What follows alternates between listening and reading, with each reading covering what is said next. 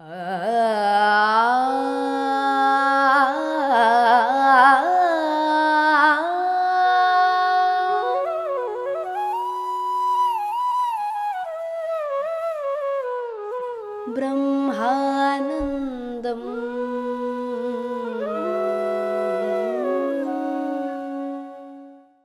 नमस्कार दोस्तों, ब्रह्मानंदम शो में आपका हार्दिक स्वागत है।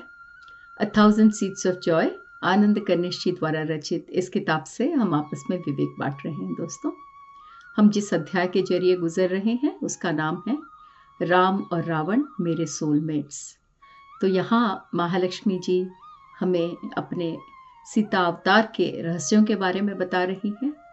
और अब हम जिस डिस्कशन के ज़रिए गुजर रहे हैं, हमने पिछले एपिसोड के अंत में ये शेयर किया था कि किस प्रकार राम ने जब रावण को मारा, उसी समय पर रावण और राम दोनों एनलाइटन हुए। और यहाँ पर रावण जी के एनलाइटनमेंट के बारे में माँ ने हमें बड़े विस्तार पूर्वक बताया कि किस प्रकार राम जी के दिव्य बाण ने रावण के मणिपूरक चक्र को छेद कर उनके तीनों चक्रों को, नीचे के 3 चक्र उसी समय पूर्ण रूप से खुल गए और उसके साथ अनाहत चक्र, चौथा चक्र भी खुला। पर इससे पहले कि ऊपर के चक्र खुल पाते, आत्मा ने शरीर को त्याग दिया। तो इसलिए रावण के ऊपर के चक्र उस जन्म में नहीं खुल पाए।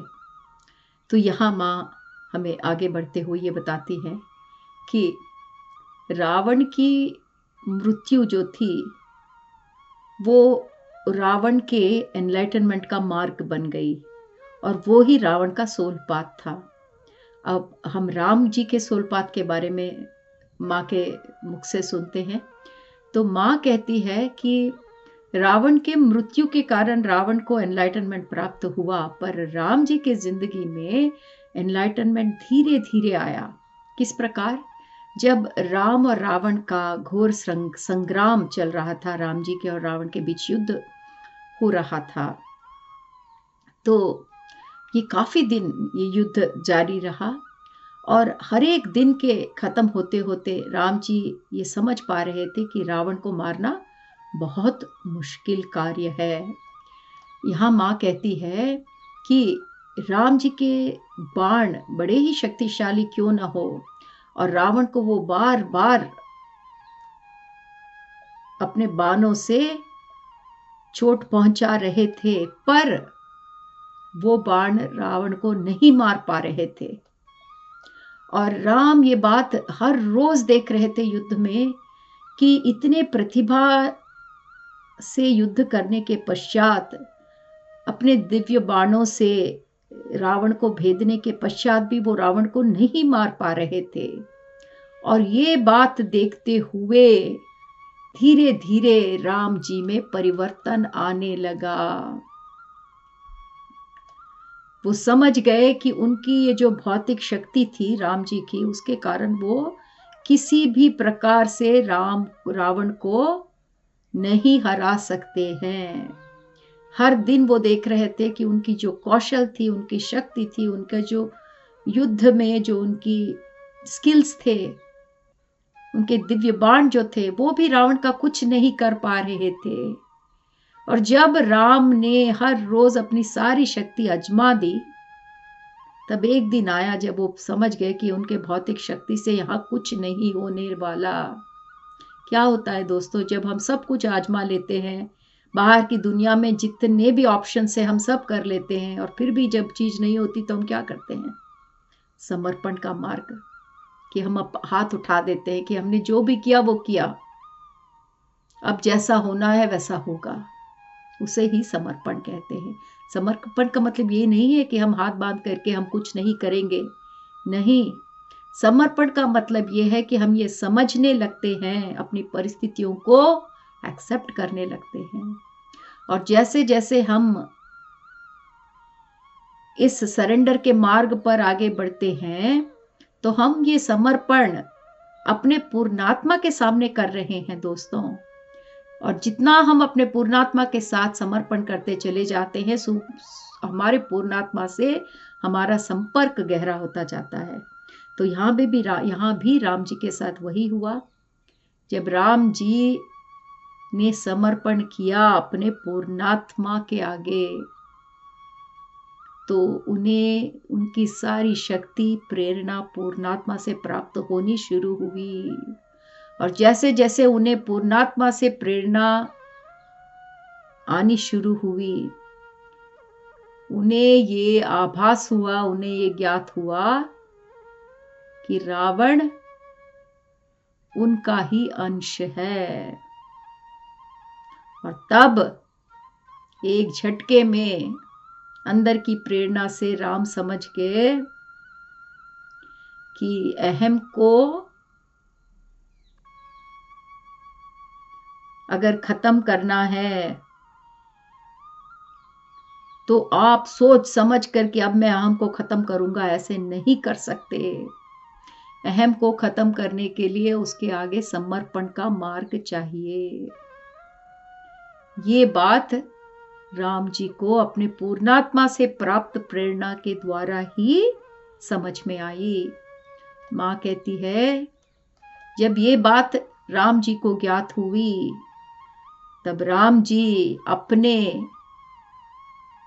अंतर यात्रा, अपने अंदर की तरफ बढ़े। इतने दिन वो बाहर की तरफ भौतिक युद्ध कर रहे थे, अब वो अपने हृदय की तरफ मुड़े और अपने अंदर ही उन्होंने यात्रा शुरू की। और जब वो अपने अंदर की गहराइयों में पहुंचे, तो वहां उन्होंने रावण के आत्मा को करुणा के साथ आलिंगन किया। क्योंकि आप अहम को अहम से नहीं मार सकते दोस्तों। भौतिक रूप से जो युद्ध हो रहा था वह दो लोगों के अहम के बीच का युद्ध था। एक अहम दूसरे अहम को नहीं समाप्त कर सकता।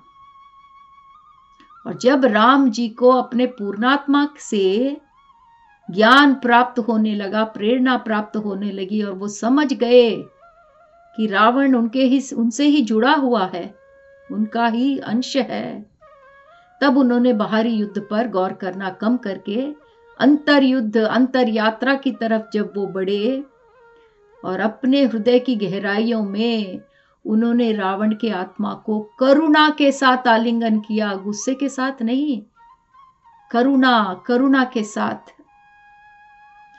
और जैसे ही उन्होंने करुणा के साथ रावण की आत्मा को आलिंगन किया, तो राम जी का जो अहम था वो पिघल गया। करुणा का ये गुण है दोस्तों, जहां करुणा होती है वहां पर अहम नहीं हो सकता। और तब तक जो अहम राम जी में था वो पूरा पिघल गया, जिस करुणा के साथ उन्होंने रावण को आलिंगन किया।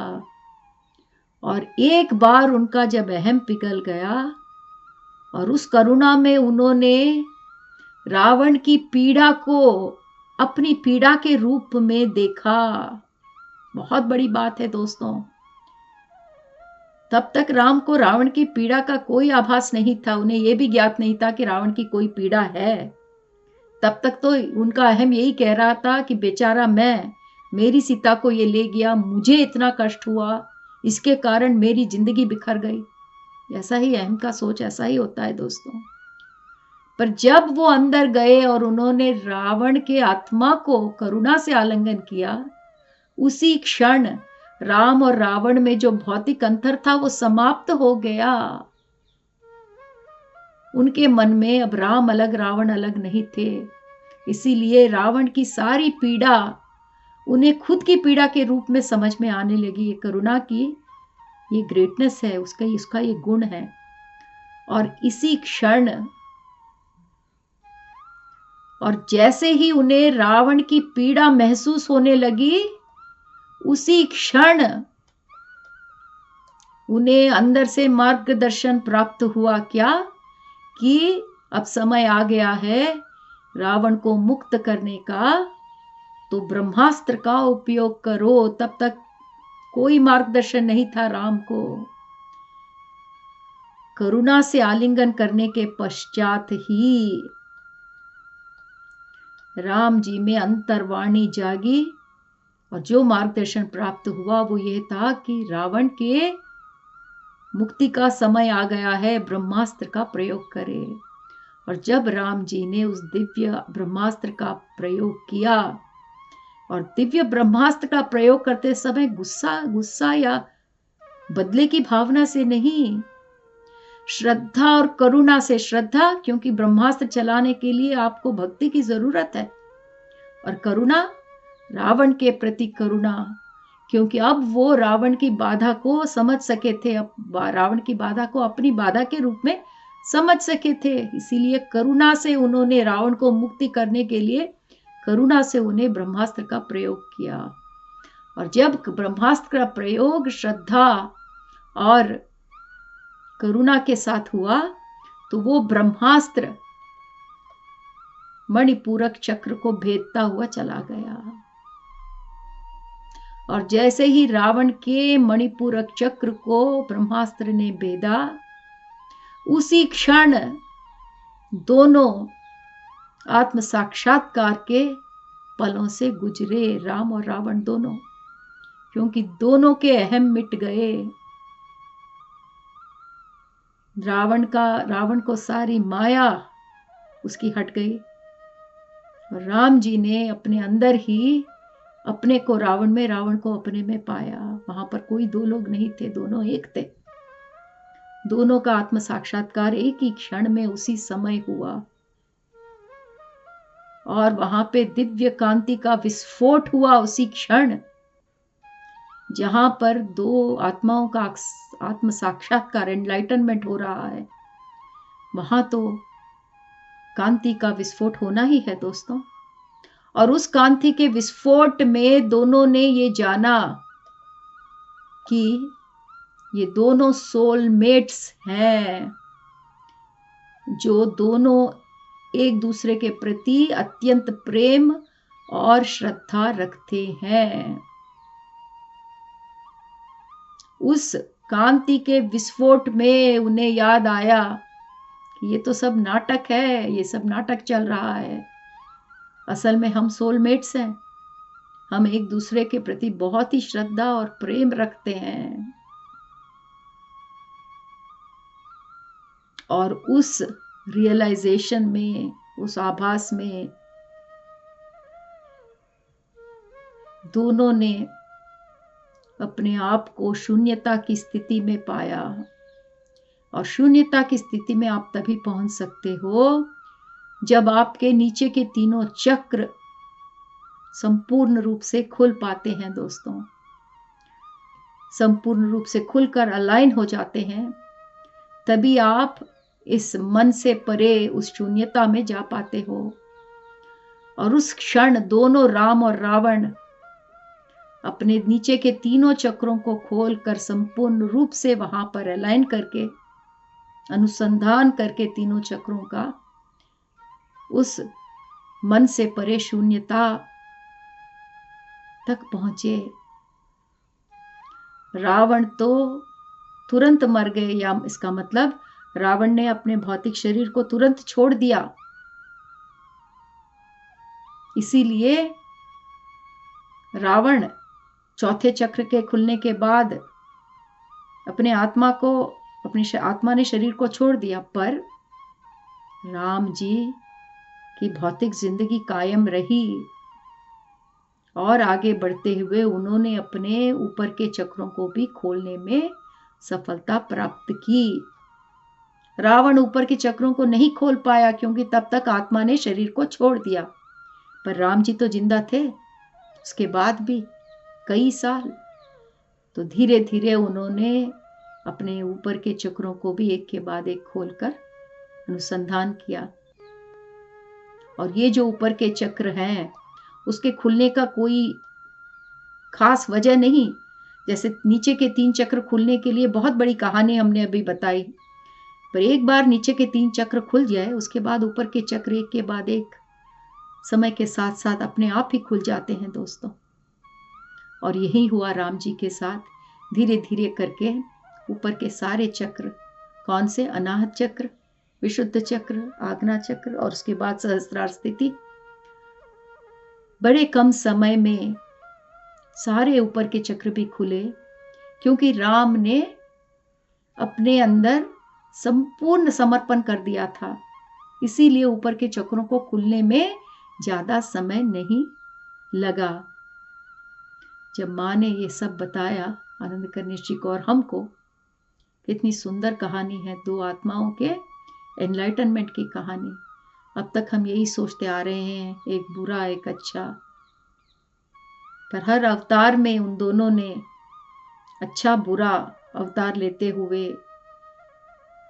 द्वंद्वता सृष्टि में करते हुए इतने अनुभवों को प्राप्त करते हुए आगे बढ़ते हुए पुरोगमन के मार्ग पर। कितनी अद्भुत कहानी है दोस्तों। तो यहाँ पर आनंद कनिष्ठ जी माँ से पूछ रहे हैं कि माँ, ये तो बहुत ही सुंदर कहानी है, दो आत्माओं की जो सोलमेट्स हैं उनके एनलाइटनमेंट की कहानी। हमें तो ये बात पहले ज्ञात ही नहीं थी माँ। तो माँ कहती है, हाँ, रावण अपने जन्म में, अपने लाइफ में उसने बहुत तपस्या की। राम जी से मिलने के पहले ही बहुत उन्होंने अपने सोल पाथ पर के हिसाब से पता नहीं कितनी तपस्या की, इतने घोर तपस्या की कि उन तपस्या, उन साधनाओं के वजह से रावण के ऊपर के चक्र खुल गए, पर नीचे के चक्रों में कर्म के फल अभी भी बचे हुए थे।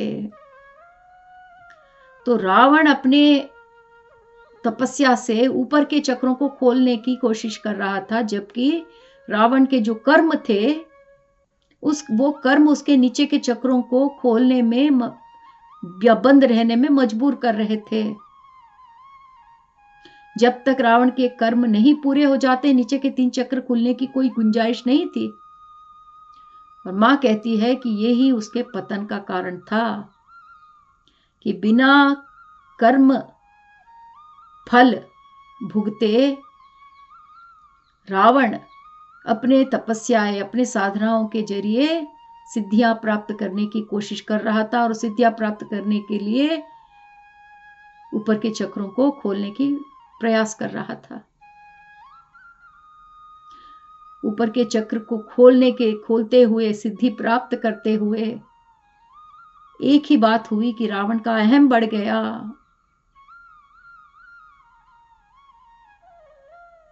तो रावण का अहम बढ़ा, जैसे जैसे रावण का अहम बढ़ा ऊपर के चक्रों पर कार्य करते हुए, इसके कारण मां कहती है कि नीचे के चक्रों में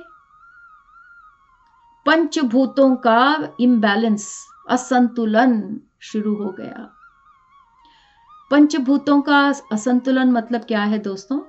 आगे के अध्याय में हम विस्तार में जानेंगे कि किस प्रकार पहला चक्र भूमि तत्व से जुड़ा रहता है, दूसरा चक्र जल तत्व से, तीसरा चक्र वायु तत्व से। सो जो हमारे पंचभूत हैं उसके 5 भूतों से किस प्रकार हमारे चक्र जुड़े हुए हैं। पर रावण की स्थिति में, क्योंकि रावण नीचे के चक्रों को छोड़कर ऊपर के चक्रों द्वारा सिद्धि प्राप्त करने की कोशिश कर रहा था, उसके कारण रावण के नीचे के 3 चक्रों में जो पंचभूत का खेल होता है, उसमें असंतुलन पैदा हो रहा था, और वो असंतुलन बढ़ रहा था रावण में। इसलिए मां कहती है कि अगर कोई भी सिद्धि प्राप्त करने के लिए ऊपर के चक्र खोलने की कोशिश करता है, जैसे कि आप लोग दिव्य दृष्टि देखने की इच्छा रखते हैं, उसके लिए आपको आज्ञा चक्र खोलना पड़ता है। जो अपने आज्ञा चक्र खोलने की कोशिश करता है, क्योंकि आपको विजन्स देखने को मिलते हैं, 3rd आई विजन्स। आप यहाँ बैठे हो, आप हिमालय देख रहे हो, आप यहाँ बैठे हो, आप दूसरे लोगों को देख रहे हो, आप यहाँ बैठ के दूसरे जगह में क्या हो रहा है देख सकते हो। ये सब 3rd आई विजन है, और उसके लिए आपको यहाँ का इस चक्र पर काम करना पड़ता है। तो मां कहती है कि ऐसे चीजों पे जब आप फोकस करते हो जो असहज है, नेचुरल नहीं है, नेचुरल क्या है कि पहले आप नीचे के तीनों चक्रों को धीरे धीरे खोलो, वहां जाओ, जो कर्म है उसके संबंधित उस कर्म को रिजॉल्व करो, पूरा करो। फिर जब आपके तीनों चक्र नीचे के खुल जाते हैं, उसके बाद धीरे धीरे समय के साथ ऊपर के चक्र, अनाहत चक्र, विशुद्ध चक्र, आज्ञा चक्र, ये अपने आप खुल जाते हैं। पर आप सहज रूप से नहीं, आपको सिद्धि की जरूरत है, जैसे रावण ने किया। जैसे आप थर्ड आई विजन, तीसरी आंख से आप पूरे समस्त विश्व सृष्टि को देखना चाहते हो और आप सीधा आज्ञा चक्र पर काम करोगे, तो ऐसा काम जब भी कोई करता है वो बहुत डेंजरस होता है। ये हमें रावण की जिंदगी के उदाहरण के द्वारा मालूम होती है। माँ ने हमें पहले ही बताया, कभी कभी मिसाल बनने के लिए बुरा बनना पड़ता है, दूसरों को सिखाने के लिए हमें बुरा बनना पड़ता है। कई बार देखिए, एक बुरे आदमी की जिंदगी से कई लोग सीखते हैं कि ऐसा नहीं करना चाहिए। रावण के भी जिंदगी का उनका भी एक ऐसा ही मकसद था।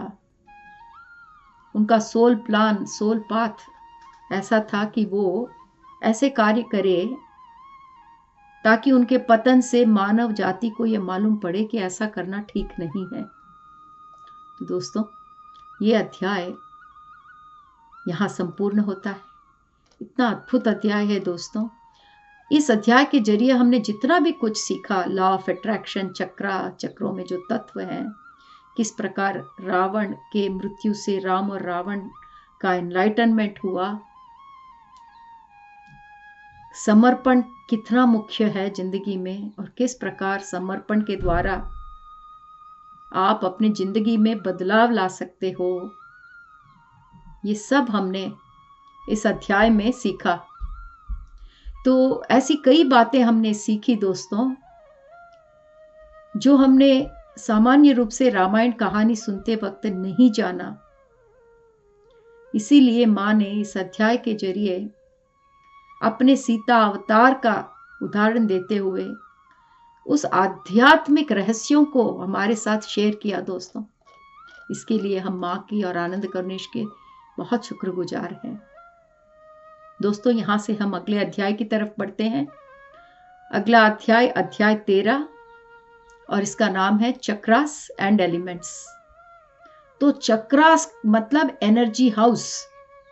जो हमारे 7 चक्र हैं वो हमारे 7 एनर्जी हाउस हैं। वो जहां भी हैं हमारे शरीर के पास, उस आसपास की व्यवस्था को शक्ति पहुंचाते हैं। तो दोस्तों, बहुत इंपॉर्टेंट चैप्टर है दोस्तों। आप अपनी जिंदगी में एक महत्वपूर्ण परिवर्तन ला सकते हैं।